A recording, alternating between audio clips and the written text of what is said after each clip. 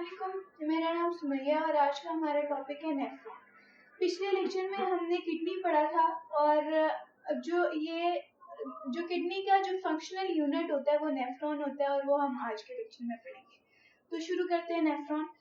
Nephron है functional unit of kidney, मतलब kidney का स्ट्रक्चर या जो किडनी जितना भी फंक्शन करती है वो नेफ्रॉन की मदद से ही करती है। पहले इसकी फंक्शनिंग पढ़ने से पहले हम इसका स्ट्रक्चर पढ़ेंगे ताकि हमें इसकी फंक्शनिंग ठीक तरह से समझ आ जाए। तो ये है नेफ्रॉन का स्ट्रक्चर।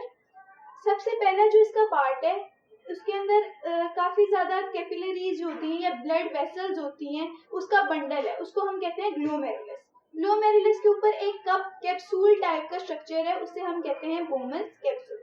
उसके बाद इससे अगला पार्ट आ जाता है बहुत ज्यादा कन्वुलेटेड एक कैपिलरीज है, उन्हें कहते हैं प्रॉक्सिमल कन्वुलेटेड टिब्यूल या एक नाली टाइप मटेरियल है, उसे हम कहते हैं प्रॉक्सिमल कन्वुलेटेड टिब्यूल। इसकी शॉर्ट फॉर्म हम यहाँ पे यूज करेंगे पीसीटी, मतलब proximal convoluted tubule. Proximal convoluted tubule आगे जाके बनाती है लूप ऑफ हेनले। ये लूप ऑफ हेनले जो होती है ये यू शेप स्ट्रक्चर है जो नेक्स्ट पार्ट है प्रॉक्सिमल कन्वुलेटेड टिब्यूल का। अब जो लूप ऑफ हेनले, इसका हम अगर डायरेक्शन देखें ना तो हमें खुद ही समझ आ जाएगी। यहाँ से फिल्ट्रेट जा रहा है, यहाँ से ब्लड जा रहा है ऊपर और यहाँ से फिर नीचे। अब चूंकि ये नीचे को एरो है इसलिए इस वाले पार्ट को हम कहेंगे डिसेंडिंग लूप ऑफ हेनले और यहाँ से इसकी डायरेक्शन ऊपर की तरफ है इसलिए हम इसे कहेंगे असेंडिंग लूप ऑफ हेनले। उसके बाद लूप ऑफ हेनले के बाद दोबारा से एक कन्वुलेटेड स्ट्रक्चर आ जाता है जिसे हम कहते हैं डिस्टल कन्वुलेटेड टिब्यूल। इसकी शॉर्ट फॉर्म हम कहते हैं डीसीटी यानी कि डिस्टल कन्वुलेटेड टिब्यूल। उसके बाद डिस्टल कन्वुलेटेड टिब्यूल आगे जाके ड्रेन कर देती है अपना सारा फिल्ट्रेट कलेक्टिंग डक्ट में। तो ये था इसका स्ट्रक्चर। अब हम इसकी फंक्शनिंग इसके स्ट्रक्चर से रिलेट करके पढ़ेंगे।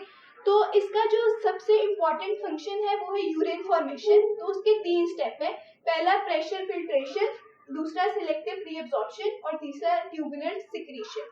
प्रेशर फिल्ट्रेशन में क्या होता है, ये ब्लड यहाँ इन कैपिलरीज से आ रहा होता है ग्लोमेरुलस के अंदर, ये बहुत ज्यादा स्पीड से या बहुत ज्यादा प्रेशर से आ रहा होता है और ये जो कैपिलरीज का जो बंडल है ये पोरस होता है और जब बहुत ज्यादा प्रेशर से जब ब्लड आएगा तो खुद ब खुद ही जो मटेरियल्स हैं वो निकल कर इस कैप्सूल के अंदर इकट्ठे होना शुरू हो जाएंगे और यहाँ इस तरह जो ये फिल्ट्रेट यहाँ पे बन गया ना, चूंकि वो ग्लोमेरुलस की हेल्प से बना है इसलिए हम इस फिल्ट्रेट को कहेंगे ग्लोमेरुलर फिल्ट्रेट। ये पहला स्टेप है। पहला स्टेप में मैंने लिखा ब्लड एंटर, जो यहाँ पे ब्लड एंटर होगा उसका बहुत ज्यादा प्रेशर होगा और जो ग्लोमेरुलस की जो कैपिलरीज है, ये जो ग्लोमेरुलस है ये बहुत ज्यादा पोरस है, इस वजह से जो वेस्ट मटेरियल है वो खुद ब खुद ही बोमन्स कैप्सूल में इकट्ठा हो जाएगा जिसे हम कहेंगे ग्लोमेरुलर फिल्ट्रेट। अब ग्लोमेरुलर फिल्ट्रेट तो हमारे पास बन गया, लेकिन इस फिल्ट्रेट में हमारे पास बहुत सारी इंपॉर्टेंट चीजें हैं जो हमारे ब्लड में जो हमारी बॉडी को चाहिए होती हैं, लेकिन ये एज अ वेस्ट मटेरियल बाहर निकल गया। तो हमें क्या करना है कि इसको दोबारा रीअब्सॉर्ब कर लेना ताकि हमारी बॉडी इसको यूज कर सके। तो ये जो पहला पार्ट है प्रॉक्सिमल कन्वुलेटेड टिब्यूल, इसमें वाटर और ग्लूकोज रीअब्सॉर्ब हो जाता है। ग्लोमेरुलर फिल्ट्रेट जो बना था ना उसमें से जो वाटर और ग्लूकोज का पोर्शन है वो रीअब्सॉर्ब करेगा प्रॉक्सिमल कन्वुलेटेड टिब्यूल। उसके बाद हम आ जाते हैं डिसेंडिंग लूप ऑफ हेनले पे। जो डिसेंडिंग लूप ऑफ हेनले है वो वाटर की रीअब्सॉर्प्शन करेगा। उसके बाद हम आ जाएंगे असेंडिंग लूप ऑफ हेनले। ये असेंडिंग लूप ऑफ हेनले जो है वो रीअब्सॉर्ब करेगा सॉल्ट। उसके बाद डिस्टल कन्वुलेटेड टिब्यूल पे आ जाएंगे तो डिस्टल कन्वुलेटेड टिब्यूल एब्सॉर्ब करेगा वाटर।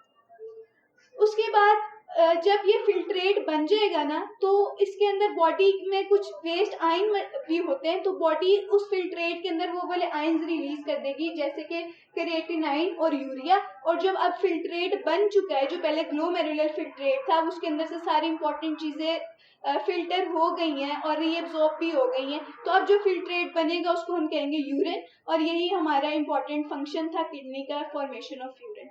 अब के लिए इतना ही, बाकी नेक्स्ट लेक्चर।